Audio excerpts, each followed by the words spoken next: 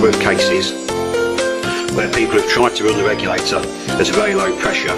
without making other alterations, and this has caused a serious issue. Now this starts when someone thinks they're going to run their gun at say 70 or 80 bar and that then don't want to enlarge the transfer port.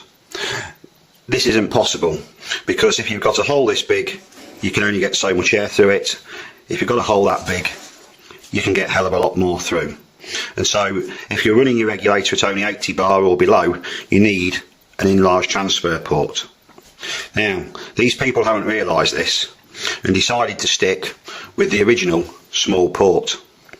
So what has happened is, and here's one I made earlier, there is your outlet valve, and to try and get the power up, because they can't get anywhere near what they want, they make the hammer hit the end of the valve harder and harder and harder, and obviously it has no increase at all for two reasons. One, because the transfer port's not big enough, and secondly, as you'll see, as the valve opens further and further and further, the gap between the coils of the spring close up, and so more air cannot pass through the valve because you're shutting the hole that it's coming through,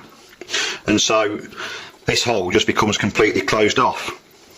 So by increasing the hammer force you think that you're going to knock the valve open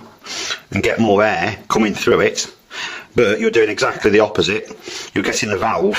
knocked open and it's closing the hole from the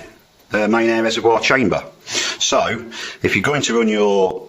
regulator at a low pressure, it is absolutely vital that you increase the size of the transfer port. In the worst case scenario, if someone screws the hammer up that hard, especially on I mean this is obviously a model I've made up for this video, but some valve stems are made thinner in the middle like this, and in cases like that people have screwed it up that much that when it's hit home and stopped dead, you've ended up bending the valve spool, and then obviously when it comes back it doesn't sit down and it just leaks. And so please, if we've told you that you need to enlarge the transfer ports to a bigger size because you're running your regulator to low pressure, this is definitely something you need to do to avoid damaging the valve assembly. Before I end this video, I ought to point out that this has only happened